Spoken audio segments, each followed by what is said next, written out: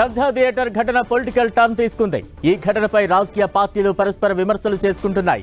సంధ్యా theatre ఘటనకు పూర్తిగా అల్లు అర్జున్ బాధ్యత రాహిత్యమే కారణమని సీఎం రేవంత్ రెడ్డి అసెంబ్లీలో ప్రకటించారు. అనుమతి లేకుండా వచ్చారని, పెద్ద ఎత్తున అభిమానులు రావడంతోనే తొక్కిసలాట జరిగిందన్నారు. అయితే సీఎం రేవంత్ రెడ్డికి ఏపీ బీజేపీ అధ్యక్షురాలు ఎంపీ పురంధరేశ్వరి కౌంటర్ ఇచ్చారు. సంధ్యా థియేటర్ ఘటనకు అల్లు అర్జున్ ను బాధ్యుణ్ణి చేయడం కరెక్ట్ కాదన్నారు.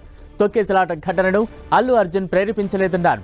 ఇతరులను అరెస్టు చేయకుండా A11 అయిన అల్లు అర్జున్ ను అరెస్టు చేయడం సరైంది కాదన్నారు పురంధరేశ్వరి.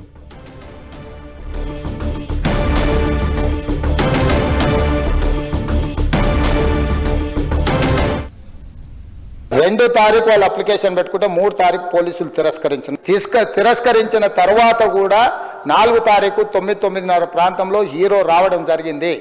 రావడం కారులో వచ్చి థియేటర్లపై సినిమా తీసి మళ్ళీ కారులో వెళ్ళిపోతే పెద్దగా ఇంత ఇబ్బంది జరుగుతుండేనేమో లేదో నాకు తెలియదు. కానీ ఎక్స్ రోడ్ చౌరస్తా కంటే ముందు నుంచే కారులో రూఫ్ టాప్ ఓపెన్ చేసి రోడ్ షో చేసుకుంటే థియేటర్లు పోవడంతో ఆ చుట్టుముట్టుతున్న 7-8 థియేటర్లలో ఉన్న సినిమా అభిమానులు మొత్తం ఇక్కడికే రావడంతో వేలాది మంది జమ అయినారు. ఆ బౌన్సర్లు అందరు మీదికి వచ్చే అందరు అభిమానులను విపరీతంగా అడ్డంగా ఎట్లా పడితే అట్లా తోయడంతో పోలీసులు ఈ మొత్తం క్రౌడ్ని ఈ మొత్తం అక్కడ ఉన్న జమైన జనాలను అందరిని కూడా తీస్తే ఒక తల్లి కొడుకు అక్కడ శవాలుగా పడి ఉన్నారు. ఎప్పుడైతే హాస్పిటల్లో తల్లి చచ్చిపోయిన పిల్లగాడు కూడా ఆల్మోస్ట్ చావు నోట్లో ఉన్నాడు అని తెలిసి పోలీసులు వచ్చి ఏసీపీ వెళ్ళి చెప్పడానికి పోతే ఏసీపీ క్లియర్గా ఇద్దరు చనిపోయినరు, మీరు దయచేసి వెళ్ళిపోండి, వచ్చిండ్రు చూసిండ్రు కదా వెళ్ళిపోండి అంటే, లేదు నేను సినిమా అయిపోయే వరకు ఇట్లే కూర్చుంటానని పోలీసులతో చెప్పిండని సిటీ కమిషనర్ నాకు చెప్పడం జరిగింది. అధ్యక్ష జరిగిపోయిందండి. నేను ఆల్రెడీ ట్విట్టర్లో కూడా నా స్పందన నేను పెట్టడం జరిగింది.